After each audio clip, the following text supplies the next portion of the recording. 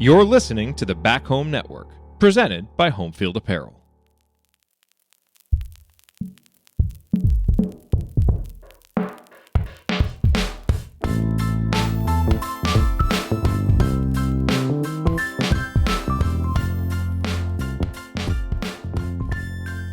Alrighty, well, we are back here on the Inside Scoop.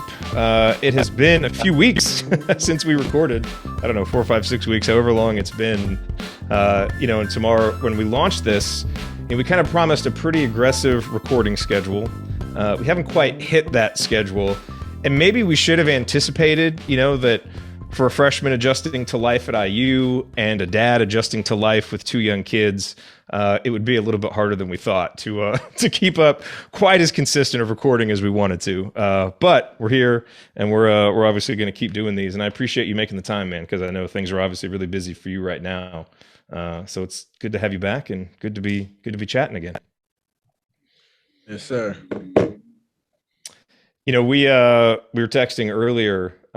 And you were saying that you've been using a lot of your free time to do your homework, which is one of the reasons why we couldn't record, which is a good thing to be using your free time for, man. How are classes going? How are studies going, trying to keep up with all that? They're going pretty well, but it's just like, especially like us going on the road, and it's like we practice so much. The games is like 2 days in between each game, waking up early for class, going to practice, and go do homework. It's like a full day. So it's like, it's not like the classes are going well. It's just like the fact that like, it's not that it's like a lot, like it's like so much that I like can't handle it, but it's just like, it's there and I got to do it. So yeah. Like, what's been the class that you've enjoyed the most so far? I have a survival. I think it's survival culture of African Americans. And I had that class at 9:45 a.m. and I get up for it because it's like I enjoy going. Now, I have like missed a few like out of that class just because like we was on the road or something, but other than that, if I'm going. What is that like for you guys? I mean, I know Coach Woodson is pretty old school, and he obviously played for a coach who demanded, full attendance. Like, how closely do they keep tabs on you guys in terms of, if you're going to class and all that stuff? Because I know if someone had been keeping close tabs on me in college when it came to class attendance, I don't know that I would have done so well. But I know you guys, you guys have a lot at stake, and I know that compels you to go to class sometimes too, when it might be a little bit harder to wake up. Yeah. I mean, yeah, like they didn't have emails or anything like that. So like our teacher, like if it gets to like a certain amount of absences, like they'll like email our academic advisor, not Coach Woodson. Really? But she makes sure like that, like we in class, like she be on us about that. Like that's her lane. Yeah. Well, you guys are sitting in an interesting spot right now. Obviously you had the 5-game losing streak. You ended that, picked up the 2 wins, here recently to kind of get things back on track. Really big game on Wednesday night against Rutgers that, a lot of people are kind of looking as almost a play-in game, since both you guys are bubble teams right now.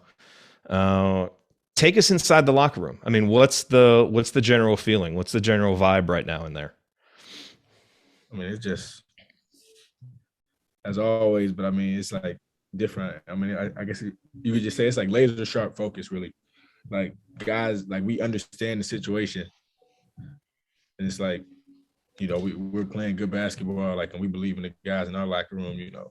As long as we just play the right way for 40 minutes, like not 39, not 38, 40 minutes, like at 0, and that's like the message. And it's like it sounds like simple, but like you really gotta lock in. Like it's about like it's kind of just like about who can stay locked in for the longest amount of time. Like that's usually win a game. Like who's more focused, like paying attention to details and like taking care of like, especially like in the first half, like because it's like little like mistakes that you can control in the first half, and they come back to bite you later in the game. Whether that's like turnovers or just bad defensive rotation, free throws. It's like You know, we know that we have to check off all those boxes in order, like that goes with the focus of being locked in for 40 minutes. Mm-hmm.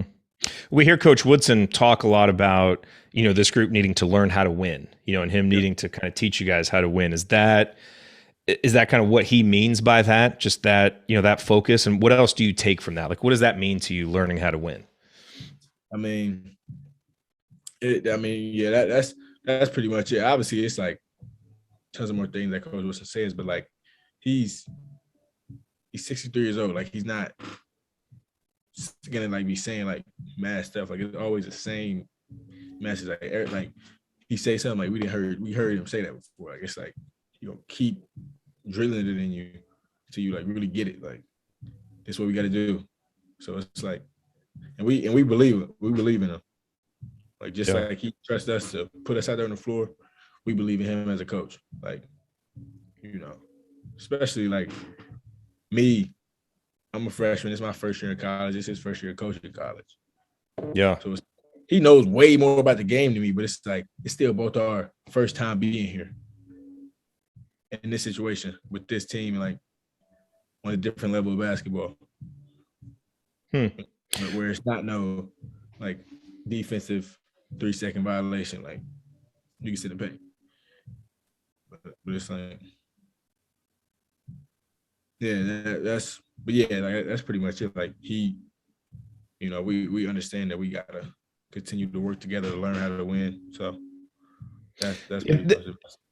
That's interesting that you say that, because he obviously has tons and tons of coaching experience, but it came at the NBA level, and this is his, his first season in college. Has he, mentioned anything, or is there anything you've noticed, where you've kind of seen him through the season, similar to, to yourself? You're at a new level, you're playing, and at a new level, and we're going to talk, in a little bit about what that transition is like. What are some things that where you've maybe seen him adjust? Where it's like, okay, this is the college game, it's a little bit different. I maybe need to do this a little bit differently. He makes, like, and especially as the year is going on, like, he's making like just way more in-game adjustments, because it's like he's playing now. He got some college games under his belt, so it's like, okay, like he know how to attack it, like, because like he know basketball, like he played, so it's like it's not like he didn't play in it before. It's just like he coaching now, so it's like just. I guess you could say he just makes adjustments on both ends of the floor, like, realizing, like, let's obviously, like, our defense is what is helping us, like, stay in games. So it's like, on the offensive end, just using everybody, moving the ball, using all of our weapons, and just like knowing where our strengths are, and when everyone knowing their roles, and just working together. Yeah, those are really the adjustments that he kind of like preaches to us. Mm-hmm. So, speaking of, the position that you guys are in right now, Rob Finney was talking on the media Zoom, about kind of tracking some of the bracketology stuff and keeping tabs on that. How closely do you guys follow, like, what people are saying about your NCAA tournament, chances and where you are? Because obviously there's a ton of chatter about that. Two of the co-hosts on this show are, bracketologists who, are putting out brackets all the time. How much of that are you guys watching? What are those conversations like? We know about it, but like I personally, like, I don't see any of it. Like, I don't even, like, it's like I know that we have to just win the games. Like, if we win, that's like where all my focus is at. Like, I don't have like Twitter on my phone or like anything else that it's on, like all that. And like, if it like comes up on a game, like, okay, I'll see it then. But other than that, like, in terms of what people are saying and what it looked like, and like, just like, I'm like, we just got to win the games. So I'm not. Yeah, it's interesting that you do that, and we've talked about that, with how you kind of put the blinders on and don't worry about social media. And that was, one of the other interesting things. Xavier Johnson obviously is just having an incredible stretch of basketball right now, coming on the heels of a stretch where he had really struggled. And I think, he mentioned in a recent, post game, about, some of those struggles, and, even reading some of the social media stuff and that stuff kind of getting to him. have you had conversations with him? Do you guys internally have conversations? Some of the people like you that don't focus as much on social media, trying to convince other guys not to, or what are those conversations like if they happen? Well, I mean, we kind of just like came to understanding that it's like the guys in the locker room, like the guys in the huddle, or like in the locker room before we go out to the game, that's the guy, the people that's with you. Like we go out there, like we the ones that's playing, like we doing it. So it's like, talking or like the Twitter fingers, that's not something that it's just like it don't have nothing to do with the actual game of basketball. So it's just like, us knowing that the guys in the locker room, your brothers that's standing next to you, those are the people you need to be like concerned with, because it's like we're going to play. I mean, that's really like was a conversation, because like Coach Woodson like said something about it too, but yeah, he knows how the fans are, so it's like, he just told us to stay off of that. I've already I've been put that down, so it's like. You don't think that you could scroll through Twitter or listen to a podcast and pick up some pointers that would help you out there on the court? I can't even ask that question without laughing. It's like, I don't look at none of that stuff. Like, I don't have so it's like. No, it's definitely the best way to be. If you're an entrepreneur, business owner, or marketer, you know how much your messaging matters. Bob Knight said, "All of us learn to write in the second grade. Most of us go on to do greater things." And Coach is right about some writing, but not copywriting. The kind of writing that grows your business through memorable messaging and marketing. Any business can dominate the competition and win big with a world-class copywriter crafting time-saving and money-making emails, landing pages, ads, and more for you. Clay Manley from Speakeasy Sales Copy is one of the world's best, and he lends his talents to small businesses. Clay's an IU alum and an award-winning writer whose words have been trusted by Marvel, Slim Jim, Petco, and many other household names. After getting sick of helping the rich get richer, he left corporate copywriting to focus on helping small businesses grow. If your business could benefit from stronger messaging, then contact Clay at clay@speakeasysalescopy.com. And as a listener of the show, you can sample his proven playbook of million-dollar messaging secrets for free. Just go to speakeasysalescopy.com/scoop for more. That's speakeasysalescopy.com/scoop. This could be your banner year, and your copy is the X factor. Contact Clay at Speakeasy Sales Copy today. I saw a quote come up the other day on Twitter, actually, that made me think of you. It was from Kobe. It said, "Haters are a good problem to have. Nobody hates the good ones. They hate the great ones."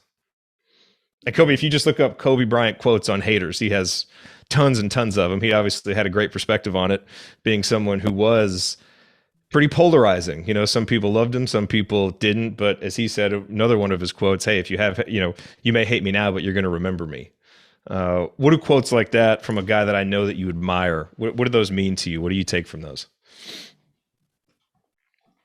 It's just like helping me with my mindset towards it. So it's like, because like all the basketball players and just people that came before, like not just me, but all like other basketball players, like they showed you the recipe on like how to be great. Like they showing, they giving it to us. Like it's right here. Like it's free game, especially when they get on podcasts or like just like you said, like social media, or just like putting out quotes or just interviews, and then just watching the way that they move.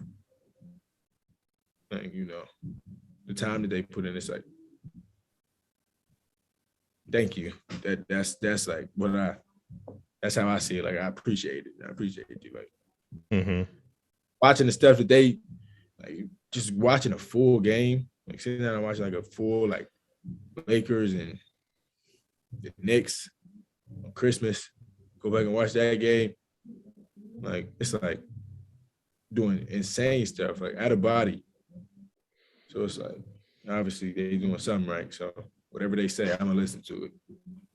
You talk about watching basketball. Before we started recording here, as soon as you hopped on Zoom, you were in the middle of watching a bunch of Big Ten games. We're recording this right after Ohio State lost to Nebraska. Purdue's about to play Wisconsin. And this is your first time through this league. I want to get your thoughts on just kind of how crazy this league is. Ohio State, they beat you. They went on the road at Illinois, and then they dropped games to Maryland and Nebraska. Kind of inexplicable when you just look at what the expectations are. And yet there's that old adage, anybody in the Big Ten can beat anybody on any given night. And it really is true. I mean, how are you making sense of the Big Ten as you make your way through it for the first time? I think this year we're the best conference in the country, just because seriously, literally anybody can beat anyone. It don't matter. It's just because you still got to go out there and play the game. All the numbers and projections could be out before the game, but they still got to go out there and play. So I feel like every team in the league understand that, and everybody just competes. And it's at a high level. So it's basketball that I enjoy playing and watching. There's some teams that are kind of lower in the standings, Nebraska, Maryland, Penn State. Of those teams that are kind of down there, who kind of surprised you as being better than you thought? Out of those teams, or just in the conference? Yeah, or anybody. I mean, if there's someone else that stands out, talk about them too. I mean, as a team, or just you talking about as a team or just players? Well, I was talking as a team, but if there's players that stick out, go that route. I would say most recently Fats Russell. He probably the fastest guard in the country. Mm-hmm. Just how X is fast. He's fat and he's little, and it's he can really shoot the ball. He's a good player. He got a good feel for the game. Yeah. And I would say as a team, Penn State gave us a really good game up there. They got that. It's another one that we just gave away. But we when they came to the crib, we handled that. Mm-hmm. Support for the Inside Scoop is also presented by Home Field Apparel, the presenting sponsor for the Back Home Network. And our friends at Home Field Apparel, they have the widest and most extensive collection of vintage IU apparel that you will find anywhere. And as I'm sure you've come to know, it's not just IU. They started with IU stuff and the Bison logo that kind of took everybody by storm, and they just did a brand refresh, so they keep adding to their IU collection. But they're also adding other schools like crazy. They have, I think, 120 schools now. And so as you're looking to shop for yourself or for the IU fan in your life, or even folks who didn't go to Indiana, Home Field Apparel is the place to go for excellent fitting, ridiculously comfortable, washable, vintage gear that really makes a statement about your fandom. And so go to homefieldapparel.com, use the promo code HOME, H-O-M-E, to get 15% off your first order. That's homefieldapparel.com, promo code HOME. Now, back to the Inside Scoop. Hey, okay, speaking of that game, that game against Penn State at home featured just an incredible stretch of play by you guys in the first half. I mean, it's one of the best 20 minutes of basketball we've seen from an IU team in a long time. And you guys have had some stretches like that. The lead that you built at Wisconsin. And, just against Minnesota recently, you build that 27-point lead, it kind of starts to fall apart. What happens when that happens? How come you guys are able within the same game to build this big lead and, look great and kind of click on all cylinders, and then really struggle to maintain it and hold it? And sometimes you win, like the Penn State game and the Minnesota game, but other games, obviously, like the Wisconsin game, you aren't able to win. What is it? What causes that? What do you think it is about this group that allows that to happen?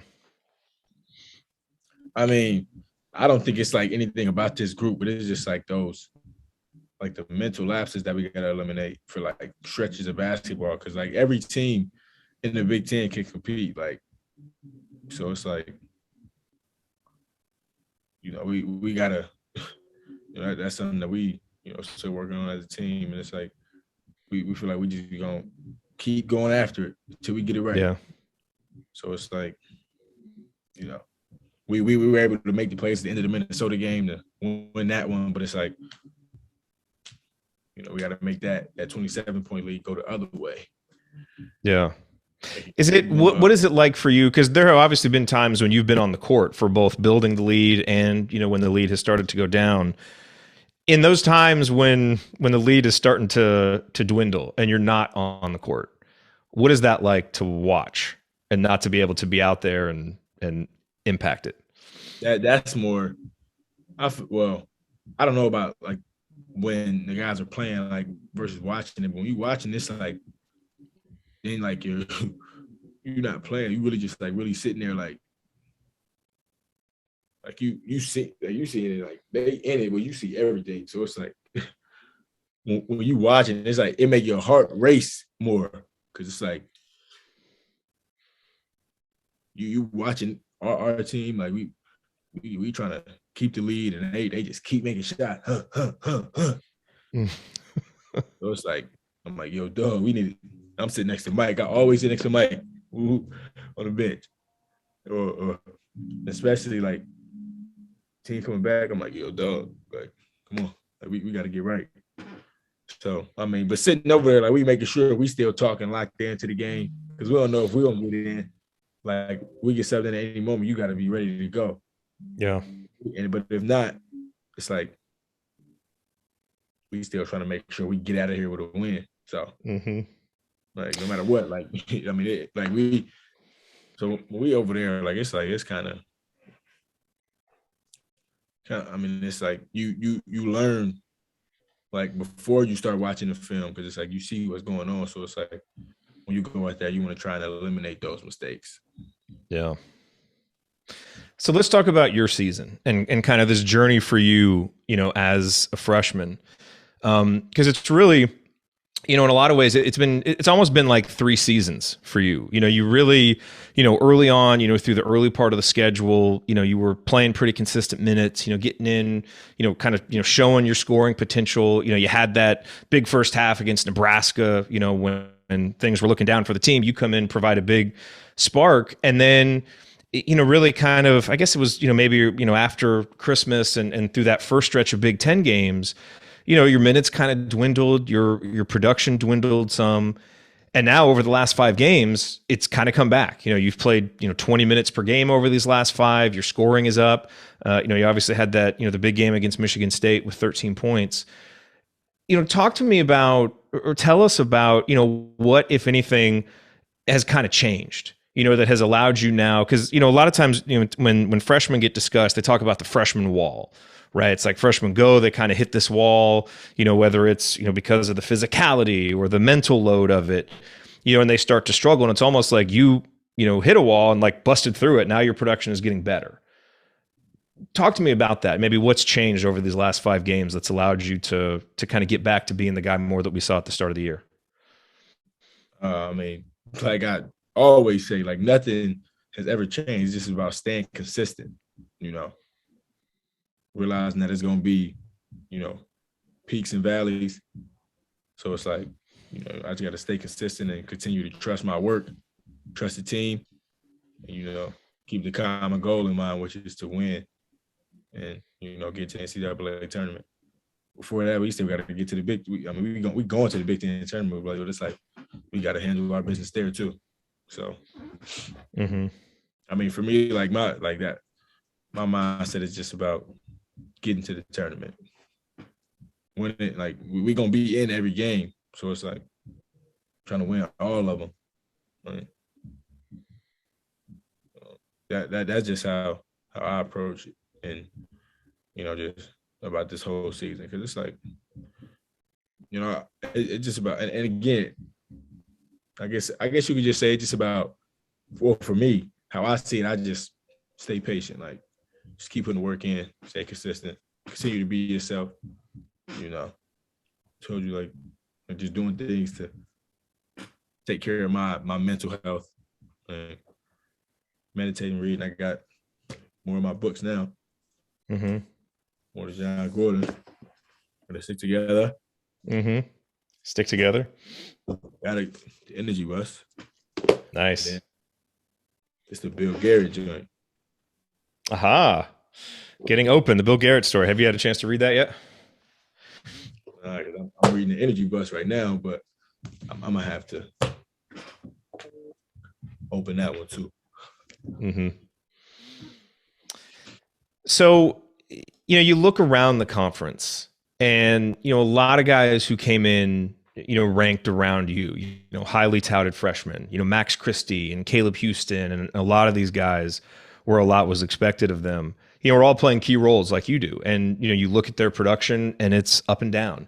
And even Malachi Branham, who just had this amazing 3-game stretch where he's scoring 25, 30 points a game, he's kind of struggled the last couple games. And you see this, from freshmen, even the really good ones, the ups and downs.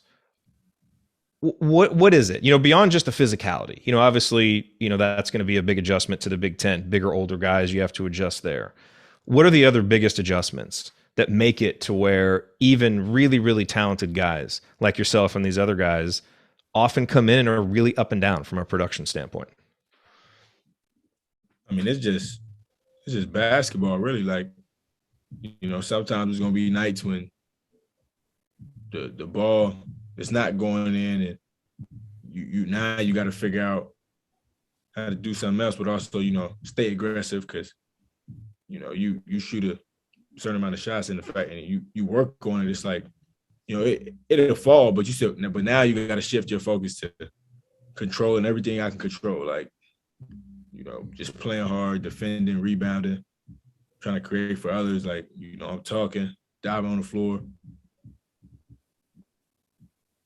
those kind of things. Like, then it's like, but like, it's not really just even just in freshmen. Like, I was just some guys who's like scoring like 20, 25 a game in the country, but like just for other players, like, and even those guys, like it's games where they just point production or just like, what?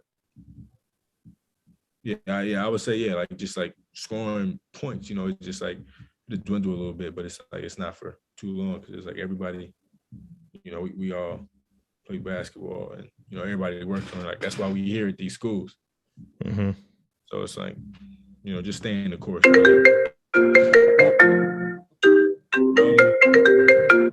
My pops. Oh, how's he doing? Good. He probably called me about this Purdue and Wisconsin game. Well, I know that we'll finish up here soon so that we both can go watch that. Just a couple more questions for you. Where do you think you've experienced the most growth so far as a player? I would say mentally. Like that was something that I tapped into last year at IMG. Like with my coaches JT, Trey Draper, Coach Mack, and even the guys around me, my teammates. Like that was something I really tapped into last year. So it's like now taking it to another level of discipline and really just focusing and taking care of my mind, like, because that's where everything starts, And it was like being around, like you see Musa at Michigan. I'm playing with him. Like he's one of the hardest workers I've ever been around. Oh, come on, you better than that. One of the hardest workers I've ever been on. Yeah.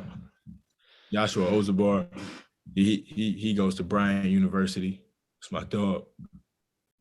And just like, Jarris Walker, Jaden Bradley, playing with them, Jet Howard, you'll see him next year in Michigan. Just like guys who really love the game and, want to be like really good at it. So it's like, and then taking it to another level here, just like we're continuing to stick to that and, taking care of, the top floor. Yeah. So, Has it been more of a challenge? I mean, I feel like every time that, that we've had one of these conversations, the topic of, kind of, mental health and what you do to prepare mentally comes up, which is great. And obviously I think is a sign, that you're well prepared to, to succeed, as an athlete. Has it been harder to kind of manage that and to keep up with that, playing big time college basketball at Indiana? or has it just kind of been, did you feel really well prepared and it's been kind of more of the same of what you're already doing? I mean, I would say, I mean, it's like, hold on, you said, like, did I think it was going to be, like, the same as in terms of what I experienced last year? Well, no. Is it more challenging than you expected, I guess is the question. I mean, nah, because like I'm like, adversity is going to be there regardless. So it's like, just playing the long game, like, and just keep going, like, just keep doing it every single day. Keep doing it every day. It's like, the days are going to stack. And it's like, it can only get better, like, with time. So, just continuing to learn and grow, as a basketball player. Yeah. And look, I talked about, kind of these splits, that you've had, the last 5 games. And, the game prior to that was the Northwestern game. You talk about some of the challenges that you've had, and I don't want to get into any of the details of what happened leading up to that game. I know you guys keep that stuff in house. I am curious though, to the extent that you want to talk about it, what it's like, being on the bench for a game like that when you can't be out there playing, and being in the position that you guys are in where every win really matters, how you reflect on that game now, and you and the other guys not being able to be there, and what kind of challenge that has been for you as you've gone through this season. Well, for me, I mean, it was like we at the game and like time ticking down on the clock before the game, like it's about to start. So, it's like gotta push that aside, and I just gotta be a really good teammate. So, like, that's all I can provide today. So that's what I'm gonna do. And I'm gonna do it to the best of my ability. And now it was just like about giving more, because we gotta win these games, and no matter what happened, the situation is what it is. So now, we're still in a position where we can still like check off our goals that we set at the beginning of the season. So we just got to go handle our business. Yeah. So speaking of handling business, 2 big games here coming up to end the regular season. You got Rutgers coming up Wednesday night. It's senior night. Purdue following that, and I'm sure all the focus has been on Rutgers, given how important that game is. What's the mindset? What's the focus heading into Wednesday night's game? We know what we got to do. So it's like, let's go be locked in for 40 minutes. Back at home, they come to our place. Even last year, I didn't even know. I just found this out. Lost to them 3 times last year. I'm like, yo, dog, like that can't happen. Come on, like I wasn't part of that, but it's like now that I'm here, we together. So it's like now I'm taking that on as well. So like, no, like, come on, like, no, not in the same season, but it's like, we still got to go play the game, and we excited. So, we're going to get some rest tonight. Go out there and leave it all on the floor. Absolutely. Last question. Race Thompson is going to be speaking at senior night, Parker Stewart as well. Who knows if those guys are going to come back or not. Obviously, everybody has, questions to answer in the offseason when it comes to using their extra year of eligibility. But I'm curious to just get your thoughts on Race Thompson, because he's been a guy that is just so consistent for you guys. And I've been trying to lead the charge online. Anytime, one of the national writers talks about, a glue guy article, I'm like, your glue guy list has to start with Race Thompson because of what he means to you guys. Talk about what it's like playing with Race Thompson, and maybe some of the things that aren't going to be real easy for fans to see because they don't show up in the stat sheet that Race does on a game in, game out basis for you guys. I mean, for Race, it's just like every game, like I know what he's gonna give me. So it's like, I know he gonna, do all the little stuff. And I really say it's like more important things, like the big stuff, like he does, like just like, box outs, key rebounds, key blocks, like a bucket, like when we, like if we need one inside, You know, he even hitting threes. So it's like we know what we're gonna get from him. Like we know what he's good for every game. Like no matter what's going on, we know Ray's gonna do what he needed to do to help us win the game. He's a veteran leader, so it's like he's one of the people that I, listen to. I make sure I'm picking his brain. So. Yep. All right, man. Well, big game coming up tomorrow. Go get some rest. Appreciate you being here to do this. We'll have some more coming for folks here as we go down the stretch, and hopefully there are still many, many, many weeks of you guys playing as you make runs in whatever tournaments you're in. So thanks for being here, man. Good luck tomorrow night. We'll be cheering for you. I appreciate you. Cool. Thanks, man. And that will do it for this edition of the Inside Scoop with Tamar Bates. Thank you for being here and for listening and for sharing. If you're enjoying these episodes, make sure that you share it with another IU fan who you think might enjoy it. Thanks to Tamar for coming and always being so well prepared and candid with his answers, really giving us a lot of insight as we go through this season. Thank you to our sponsors, Speakeasy Sales Copy, the presenting sponsor for the Inside Scoop with Tamar Bates. Make sure that you go to SpeakeasySalesCopy.com to see how Clay can help you drive more results to your business. And our friends at Home Field Apparel, the presenting sponsor for the Back Home Network. You can go to homefieldapparel.com, use the promo code HOME, H-O-M-E, for 15% off your entire order. And thank you to Bob Thompson for creating the theme song for the Inside Scoop. Appreciate you being here and listening. Share it far and wide if you're enjoying it, and we will talk to you on the next episode of the Inside Scoop.